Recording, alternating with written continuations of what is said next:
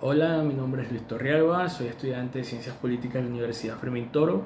y hoy en la clase de Desarrollo Político voy a hablarles un poco acerca de lo que es el proceso de transición de la primera fase de la democracia en Venezuela a la época del régimen militar, es decir, de 1945 a 1958. Antes de iniciar lo que es la época predemocrática, por llamarlo de una forma, algunos la llaman el trienio Adeco, eh, hay que hablar sobre el contexto previo. Y hay que saber que luego de la muerte del general Gómez, pues va a gobernar el general López Contreras, luego por elección de segundo grado Medina Angarita, general también. Y estos dos personajes van a iniciar un proceso de modernización, vamos a decirlo por goteo, de lo que es las instituciones y de lo que es el país. Va a haber un desarrollo urbanístico, va a haber un desarrollo económico, se va a establecer instituciones como el Congreso de la República, se van a establecer instituciones como el Banco Central de Venezuela, es decir que el país se enrumba a tener un sentido de ya de un Estado. Con Medina Angarita pues se producen las primeras elecciones de segundo grado, las mujeres participan en esas elecciones, que son las elecciones municipales y regionales de 1945, pero el conflicto por el cambio de jefatura de Estado con los partidos que habían sido legalizados ya, entre esos Acción Democrática y el Partido Comunista, que no solamente el Partido Comunista había sido legalizado, sino que formaba parte, igual que Acción Democrática, tenía representación en lo que era el Congreso de Medina, el Congreso de la República del gobierno de Medina. Era diputado Gustavo Machado, secretario general del Partido Comunista, era diputado también Andrés Eloy Blanco y, si no me equivoco, Gonzalo Barrios también en ese Congreso del gobierno de Medina. Durante ese periodo de que hay esa pugna política de las diversas fuerzas que existían por la sustitución de Medina, se había llegado a un acuerdo que quien iba a presidir esa transición iba a ser el doctor Diógenes Escalante, uno de los miembros fundadores de las Naciones Unidas, un hombre brillante, pero a su llegada a Caracas se vuelve loco, sufre de alucinaciones, se enferma y no es posible esa transición. Con ese problema en la mesa, los militares, que también habían sido, vamos a decirlo, tenían un impulso del general López Contreras, que había estado en descontento con su pupilo Isaías Medina Angarita, junto a una fuerza política quizás la más fuerte en ese momento, que era Acción Democrática, con Rómulo Betancourt a la cabeza, realizan el golpe de Estado del 18 de octubre de 1945. Muchas personas dicen que es un golpe cívico-militar. Yo, en contraposición a lo políticamente correcto, por llamarlo de alguna forma, yo creo que eso fue un golpe militar que utilizó el cascarón de los civiles, de algún par de civiles como Rómulo Betancourt, para tapar las intenciones militaristas. Vamos a ver que en ese momento, cuando comienza el gobierno de la Junta Militar de Rómulo Betancourt, no vamos a ver un gobierno maduro, vamos a ver todo lo contrario, un gobierno de personas muy maduras, de personas que van a ser muy sectarias, que el clima político en el país se va a calentar mucho, va a haber mucho conflicto entre las distintas fuerzas políticas, incluso las que se van a legalizar o van a nacer en ese periodo, como es URD con Jovito Villalba y COPEI con el doctor Rafael Caldera. Todas esas fuerzas, pues va a ser una guerra de todos contra todos. Y durante ese gobierno de los 3 años de Rómulo Betancourt frente a la Junta de Gobierno, vamos a ver un gabinete conformado por personas cercanas, personas del entorno de Betancourt, como es Pietro Figueroa, Gonzalo Barrios, Juan Pablo Pérez Alfonso, que también va a estar por ahí. Entonces, ese entorno y ese gobierno se va a dedicar a perseguir a los políticos que gobernaron anteriormente, entre esos a quien había sido ministro de Hacienda, que había sido Arturo Uslar Pietri. Lo van a perseguir, le van a llenar la casa. Va a comenzar esa cacería de brujas de un gobierno que claramente no estaba capacitado para dirigir el país en ese momento. En ese entorno pues se convoca un Congreso Constituyente, Acción Democrática gana por mayoría ese Congreso Constituyente y Andrés Eloy Blanco es electo presidente de ese Congreso. que va a dar una constitución, la constitución del 46-47, en la cual se convocan luego de esa constitución, porque así lo manda, la elección de un presidente. Va a ser electo presidente Rómulo Gallegos, el escritor, y en esas elecciones va a competir, el candidato más cercano va a ser Gustavo Machado del Partido Comunista. Rómulo Gallegos va a ganar por mucho. Va a ser unas elecciones también que dudosas en el sentido de que no había control en ese momento. Fueron las primeras elecciones democráticas y directas donde todo el país votó, mayores de 18 años, y donde votó la mujer también por primera vez a nivel nacional. Bueno, Rómulo Gallegos va a gobernar 8 meses y va a ser así porque, y esto es un análisis personal, Rómulo Gallegos es un autor y un escritor interesantísimo, importantísimo, pero como político no lo era, no tenía capacidades de hombre de Estado, no tenía carácter para gobernar, mucho menos en esa época. Y quien en realidad va a gobernar detrás de Rómulo Gallegos va a ser Rómulo Betancourt, que sí es un caudillo civil, que sí es un hombre de carácter, que sí es un hombre, vamos a decirlo de alguna forma, un hombre de Estado a lo rudo. Entonces, esa figura de Betancourt detrás de Gallegos y ese sectarismo de los militantes de Acción Democrática, del gobierno de Acción Democrática, va a llevar a que los mismos militares, su mismo ministro de Defensa, que era Carlos Delgado Charbó, le den un golpe de Estado el 3 de noviembre de 1948, si no me equivoco. Y bueno, va a ser un golpe frío, es decir, presidente, váyase. Salen exiliados él, salen exiliados todo su gabinete y todos los personales, todos los directivos de Acción Democrática. Asume una junta de gobierno al frente del coronel Carlos Delgado Charbó, un militar asimilado, Marcos Pérez Jiménez y Luis Llovera Páez. Luego de eso va a ocurrir, va a gobernar 2 años Charbó hasta que es asesinado en el único magnicidio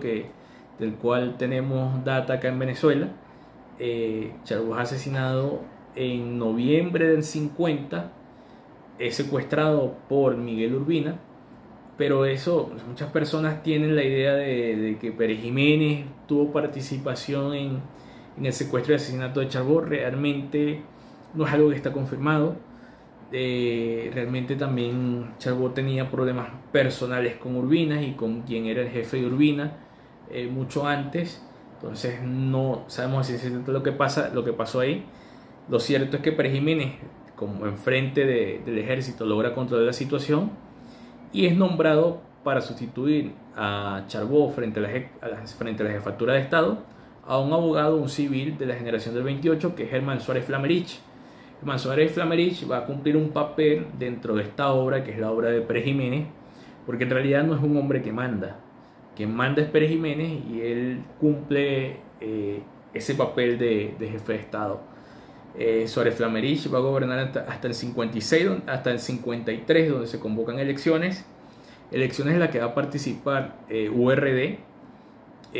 porque los partidos de Acción Democrática está ilegalizado, y después de la protesta petrolera, del paro petrolero que le hicieron al gobierno de Charbó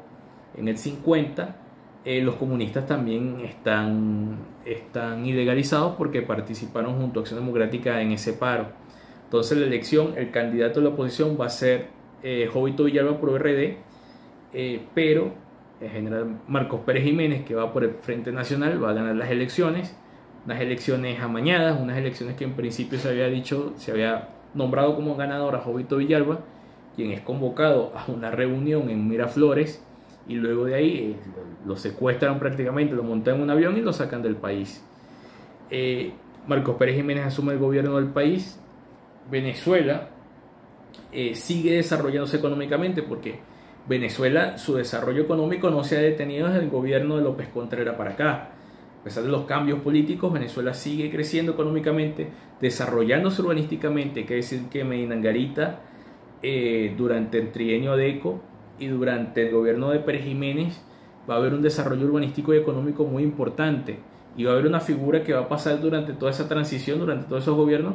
que es la figura del general Rafael Alfonso Rabá, hijo de Alfonso Rivas, que va a ser el encargado de toda de llevar todas esas grandes obras, desde Medina Angarita hasta ya el gobierno de Luis Herrera Campín. Entonces el país sigue desarrollándose económicamente, siguen funcionando las instituciones, ya, pero en este momento con una mano dura en cuanto a lo político, porque con Pérez Jiménez ya en el 53 se establece la censura previa, no hay libertad de prensa, no hay libertad de opinión política, el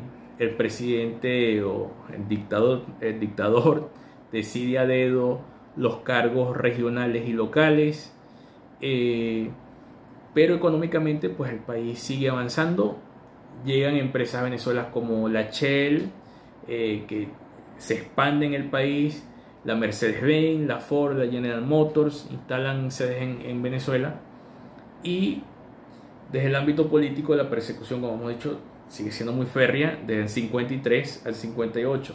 Vamos a ver la aparición de un campo de concentración en el oriente del país, como fue Guasina. Vamos a ver que la política de interiores, que va a estar en manos de Pedro Estrada y de Vallenilla Lanch, va a ser una política muy ruda. Van a haber torturas, asesinatos a dirigentes políticos. El primero de ellos, que es asesinado en plena calle, que es Ruiz Pineda, por lo cual en las elecciones del 53 el líder de la oposición ha sido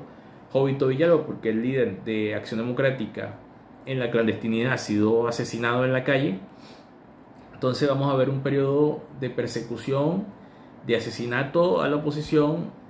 y de amplias restricciones a lo que es la actividad política. Solamente van a hacer política en el país después del 53 el partido COPEI, el doctor Rafael Caldera, pero muy limitada. El doctor Rafael Caldera va a tener un programa en televisión que en el 56, por censura, pues es detenido por la Fuerza de Orden Público, por la famosa Seguridad Nacional, y bueno, también luego tiene que salir al exilio. Durante todo ese periodo vemos que la mayoría de los dirigentes políticos están exiliados o están presos. Pero llega 1957 y la Constitución establece que tienen que haber elecciones.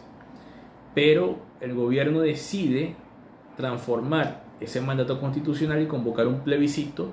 para determinar la continuidad de Marcos Pérez Jiménez frente a la jefatura de Estado. El plebiscito era votar sí o no. Obviamente amañado, Pérez Jiménez gana el plebiscito, se siente muy seguro, en su gabinete vuelve a renombrar a Vallenilla Lanch y a Pedro Estrada frente al Ministerio de Interiores, frente a la Seguridad Nacional, pero todo eso va a cambiar en la madrugada del 1 de enero del 58, cuando los generales Hugo Trejo y Martín Parada se alzan con la aviación, ametrallan el Palacio de Miraflores, va a haber un revuelo en el país y claro, obviamente el 2 de enero el golpe militar es controlado, pero se va a ver por primera vez la fractura, lo frágil que es el gobierno y lo que son la estructura militar, que no está unificada. Esto lo van a aprovechar los partidos políticos que ya en el exilio se han puesto en contacto, Rómulo Betancourt, Rafael Caldera, Jovito Villalba, y es importante mencionar a otro personaje que va a ser presidente de Venezuela y que fue quien coordinó la mayoría de esas reuniones, que es el presidente Luis Herrera Campín, en ese momento parte del Buró Nacional de COPEI. Luis Herrera, que vivía en Nueva York, donde estaba Betancourt, va a ser quien va a coordinar esas reuniones para planificar la salida del régimen militar con Rafael Caldera, Jovito Villalba, y todos esos personajes que estaban fuera del país, llevando un plan unificado para dialogar con los militares, y van a hacer contacto con Wolfgang Larrazábal, contraalmirante, quien es el militar con más alto rango dentro de la estructura nacional de las Fuerzas Armadas. Y para el 21 de enero pues van a convocar unas manifestaciones, el Partido Comunista se va a sumar, los estudiantes. Esas manifestaciones van a comenzar específicamente en las zonas más pobres de Caracas, enfrentamientos de estudiantes, de jóvenes con la policía, pero que van a ser reprimidas para el día 22 de enero. El día 23 la escuela militar se alza junto a otros componentes del ejército y de las Fuerzas Armadas en general, y Marcos Pérez Jiménez es obligado a dejar el país junto a todo su gabinete, en lo que en su famoso avión La Vaca Sagrada. Y bueno, ahí sucede el cambio de Venezuela, se nombra una junta de gobierno que va a presidir Gorfo Larrazábal. Luego durante 1958 va a haber un cambio porque él va a ser candidato a la presidencia de ese mismo año y asume Eugenio Mendoza. Va a ser una junta de gobierno mixta, la famosa Junta Patriótica. Y en diciembre del 58, pues en esas elecciones las va a ganar Rómulo Betancourt, y se inicia ya otro proceso, que es el proceso democrático en Venezuela. Muchas gracias.